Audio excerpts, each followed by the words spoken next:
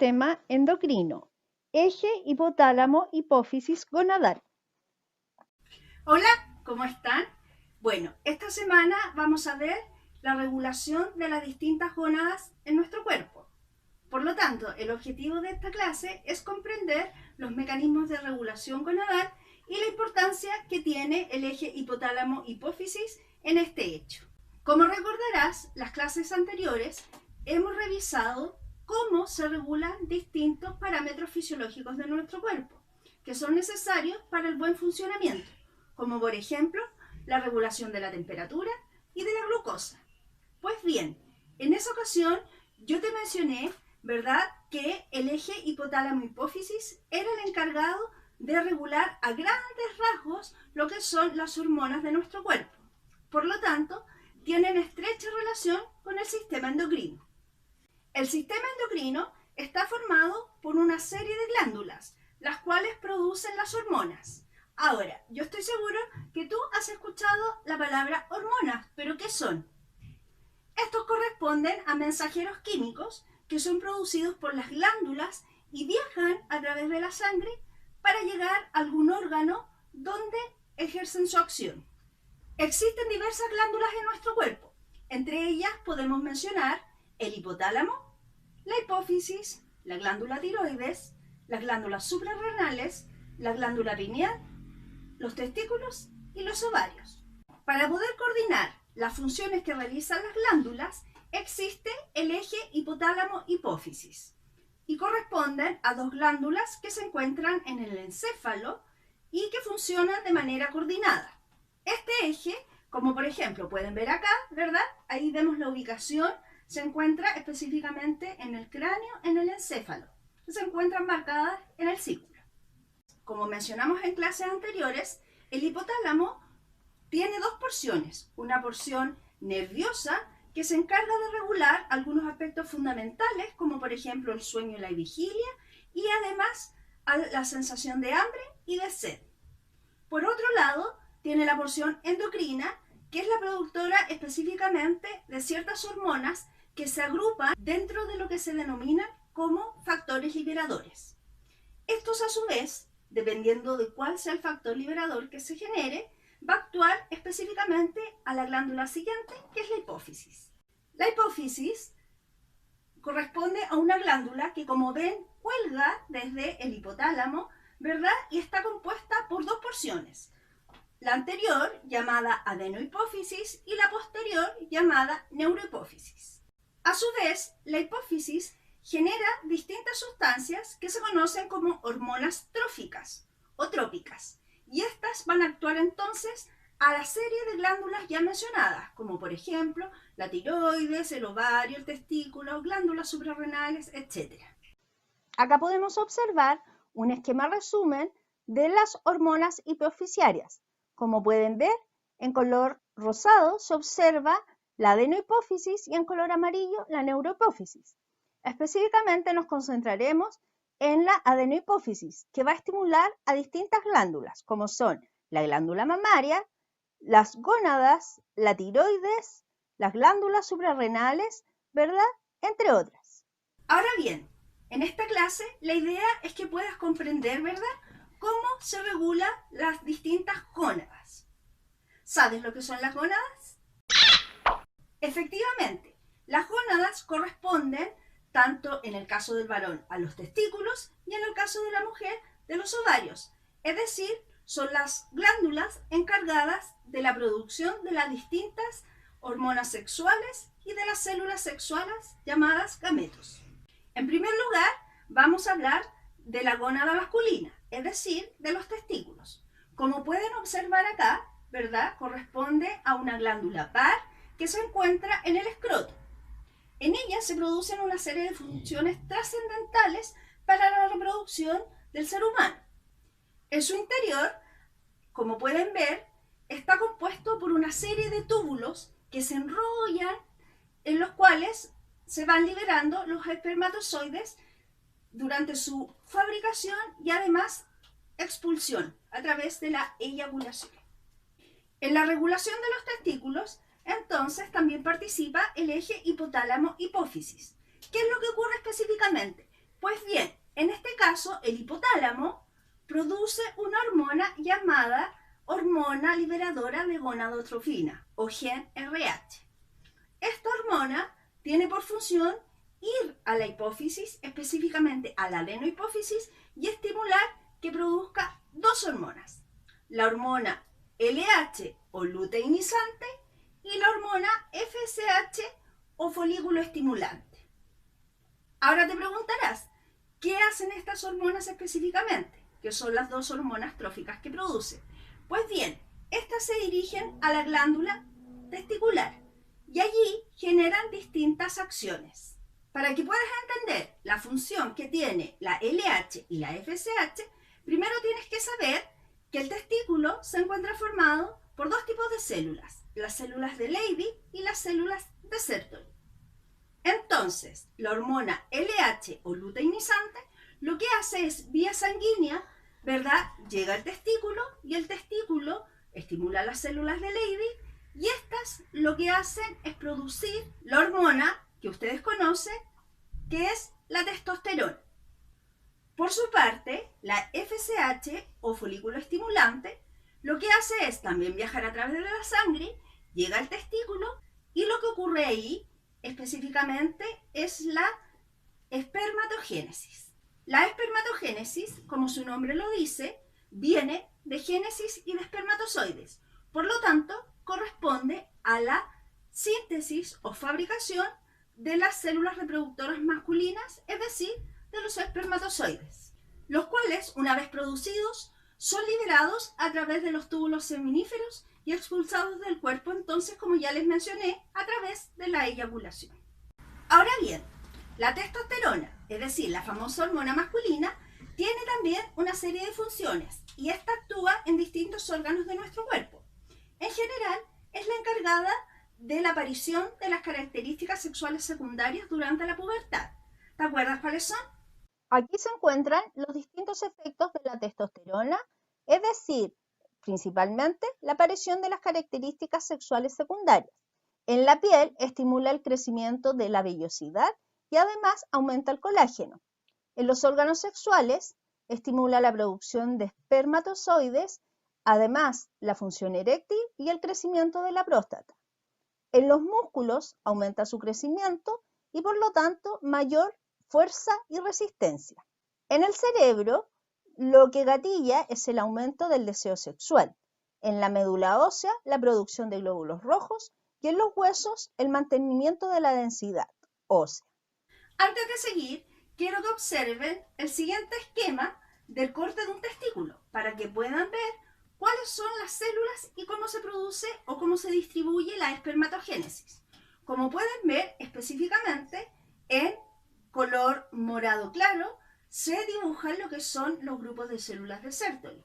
Por su parte, ya un poco más grandes y de mayor tamaño, están las células de Leydig y todas esas células que se encuentran de color celeste con un núcleo más oscuro corresponden a las distintas etapas de formación de los espermatozoides, los que en la medida que van madurando se van acercando al lumen del túbulo, es decir, al espacio que se genera entre medio. Y de allí, una vez que están listos, como pueden observar ahí, que hay una serie de espermatozoides, ¿verdad? Son liberados a través de los túbulos seminíferos. Para que vean cómo se ve el corte de un testículo a través del microscopio, les voy a mostrar, como pueden observar acá, una muestra histológica del corte de un testículo. Allí se observan, ¿verdad?, la distribución, igual que el esquema que les acabo de mostrar, ¿verdad?, de específicamente las que son más notorias, son las células de Sertoli y los espermatozoides que se encuentran en el lumen del túbulo. En esta otra imagen podemos observar las células de Leydig, que se encuentran alrededor de lo que es un capilar, como aparece allí. ¿Por qué están alrededor del capilar? Porque son las que producen la testosterona y esta, como cualquier glándula, libera su contenido en los vasos sanguíneos, en este caso los capilares. En este esquema podemos observar el eje hipotálamo-hipófisis testicular. En la parte superior se encuentra el hipotálamo, que libera la hormona liberadora de gonadotrofinas o GnRH y esta estimula a la hipófisis, especialmente en su porción anterior. Y esta libera la sangre la hormona folículo estimulante y la LH, las cuales se dirigen a través de la sangre a los testículos. Específicamente, la acción que generan es la LH, estimular la producción de testosterona, y la FSH, la espermatogénesis. Como pueden ver, los mecanismos de regulación corresponden a la retroalimentación negativa, ya que en la medida que aumentan las hormonas sexuales, que son la testosterona, esta estimula, por su parte, a la hipófisis para que deje de producir FSH y LH, y además al hipotálamo para que cese la producción de hormona liberadora de gonadotrofinas. Ahora, vamos a ver cómo se regula la gónada femenina, es decir, los ovarios. Como podemos observar en esta imagen, ¿verdad? Los ovarios son glándulas pares que se encuentran específicamente en la cavidad pélvica femenina. Esta glándula es de vital importancia, al igual que los testículos en el varón, para la reproducción de la especie, ya que en ella se generan las hormonas sexuales femeninas y además los ovocitos, que serán los encargados al momento de la fecundación de unirse con los espermatozoides para que se genere una nueva vida. La regulación ovárica ocurre de manera similar al caso del varón. En este caso, al igual que lo que vimos recién, ¿verdad? Todo lo comanda el hipotálamo, el cual produce la hormona liberadora de gonadotrofinas o GnRH. Esta viaja específicamente entonces a la hipófisis a estimular la adenohipófisis, que también produce las hormonas tróficas que ya mencionamos, que eran la hormona LH o luteinizante y la FSH o hormona folículo estimulante. Pero estas en este caso, lógicamente, no van al testículo, sino que viajan vía sanguínea y llegan ¿a dónde? A los ovarios. En los ovarios, estas hormonas tienen distintos efectos, al igual que en el caso del varón. Específicamente, la hormona LH o luteinizante lo que hace es estimular al ovario a producir la hormona femenina característica, que son los estrógenos. Por su parte, la FSH o folículo estimulante también va al ovario, pero en esta lo que hace es estimular la ovogénesis. ¿Y qué se refiere a eso entonces? Pues bien, ovo viene de ovocito y génesis, ¿verdad?, de generación. Por lo tanto, es el proceso a través del cual se fabrican los distintos ovocitos. Además, esta hormona, durante la segunda mitad del ciclo femenino, lo que hace es estimular al útero para que éste incremente lo que es el endometrio para prepararse para una posible fecundación. Ahora bien, los estrógenos viajan vía sanguínea a distintas estructuras y órganos de nuestro cuerpo, y allí produce la estimulación o aparición de las características sexuales secundarias en el caso de la mujer, que son las siguientes. En esta imagen podemos observar los efectos que tienen los estrógenos. Estos actúan tanto a nivel del sistema nervioso central, ¿verdad? Y generan los distintos cambios característicos sexuales secundarios. Por ejemplo, estimula la distribución de grasa que da la forma característica femenina. Además, estimula el crecimiento de la glándula mamaria, permite la maduración del tejido óseo y además tiene que ver con la aparición del vello púbico, entre otros. Además de la estimulación de la aparición de las características sexuales secundarias, sus niveles fluctúan durante todo el ciclo femenino, lo que permite y participa, por lo tanto, tanto en la ovulación como en la terminación del ciclo. En este caso, quiero que puedas observar, ¿verdad? Aquí también hay un corte de lo que es un ovario. Como puedes ver, en él se distribuyen también los distintos estados de maduración de los ovocitos, ¿verdad? Que corresponden específicamente, ¿verdad?, a esos círculos que tú ves allí, que están rodeados de células. Estos van madurando también hasta que son liberados a través de la ovulación. En este diagrama se resume la regulación eje hipotálamo-hipófisis ovárico, donde el hipotálamo genera la hormona liberadora de gonadotrofina, la cual estimula la hipófisis anterior a producir FSH y LH. las que viajan a través de la sangre al ovario.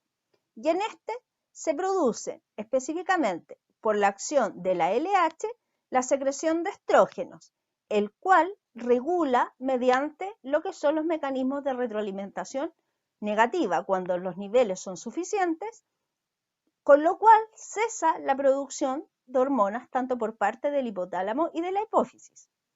Por su parte, la FSH estimula la ovogénesis y además estimula la producción de progesterona, la cual tiene su acción en el útero.